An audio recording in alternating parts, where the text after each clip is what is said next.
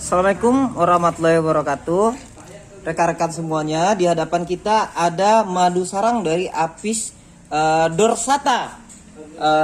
Yang diperkirakan ini adalah nektar multiflora hutan alam dari Provinsi Riau. Provinsi Riau. Ya? Tepatnya jangan ditanya karena itu rahasia perusahaan.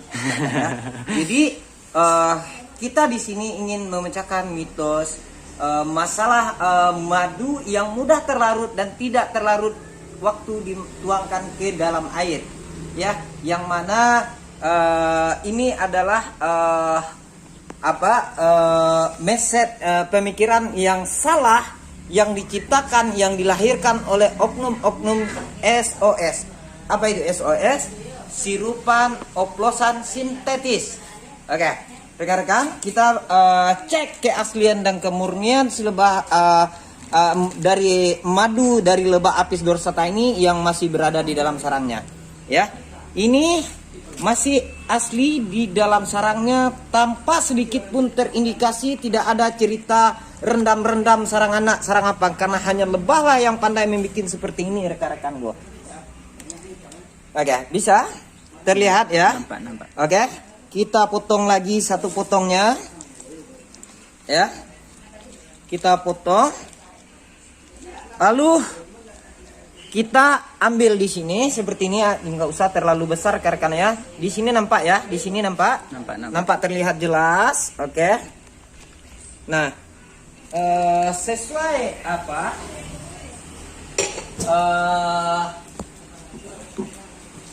Message dari masyarakat, apabila ini air putih ya, air putih yang kita tuangkan ke gelas.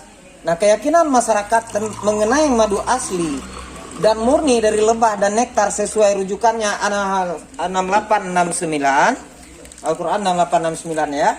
Ketika kita tuangkan ke dalam air putih ini, si madu yang kita tuangkan di dalam air putih ini, coba tengok sini. Nah, nanti dibilang pula sama orang madunya ditukar. Nggak perlu air putihnya diambil ya, biar jelas. Jadi ketika madu ini kita tuang ke dalam gelas ini, madu tidak gampang terlarut di dalam air. Nah, inilah yang kukatakan pemikiran yang salah tentang mengenai madu. Ayo kita buktikan betul atau tidaknya ya.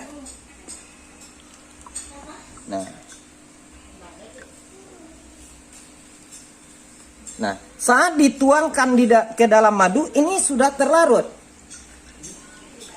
Ini sudah terlarut rekan-rekan ya. Coba tengokkan sarangnya.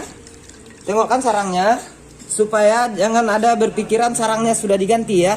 Nah, coba tengok ya sarangnya. Coba hasilnya kita tengok. Kita tengok hasilnya rekan-rekan ya. Belum lagi kita mengaduknya. Ini sudah terlarut, ya, di dalam sini, ya, sudah terlarut, sedikit sudah terlarut dan memisah di sini, di bawah sini. Dan ketika kita goyang-goyangkan, nah dia akan makin terlarut. Nah seperti ini, akan makin terlarut. Jadi tadi terlihat tadi agak terlarut ya. Nah pada saat satu lagi kita apakan dari madu yang kita indikasikan selama ini itu sintetis. Ya, ini sirupan ya, sirupan bukan sintetis. Sirupan itu dari mana, Bang? Apis mellifera. Nah, ini ada tester sirupan ini. Kenapa saya pastikan ini sirupan? Karena saya minta sampel memang ke si oknum penyirupnya. Sampel untuk edukasi, bahan edukasi rekan-rekan ya. Jadi nah ini tuangnya. Nah ini madunya ya. Ini madunya yang kental ya.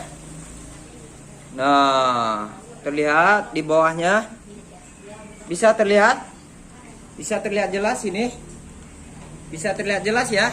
Tidak sama sekali sulit terlarut. Nah ini hasil sirupan, otomatis ini bukan dari lebah dan nektar ya, bukan dari lebah dan nektar. Madu asli dan murni itu adalah dari lebah dan nektar. bukan dari air gula dan lebah, bukan air gula yang diproduksi oleh lebah, tetapi nektar yang diproduksi oleh lebah. Nah, kita bisa lihat juga di sini ya. Kita bisa lihat di sini. Coba aduk sedikit yang ini, Bang. Oh, coba diaduk dikit ya. Ya. Kita aduk sedikit. Nah, ini makin sulit. Kita aduk pun sulit ya. Nampak, Sulit. Bang ya? Oh, nampak Ya, jelas. sulit ya. Nah, ini tidak asli ya, tidak murni. Nah, ini terindikasi sirupan. Sementara yang ini tadi sudah dikacau ya, masih ada Diaduk. memang di bawahnya sedikit dan banyak terlarut.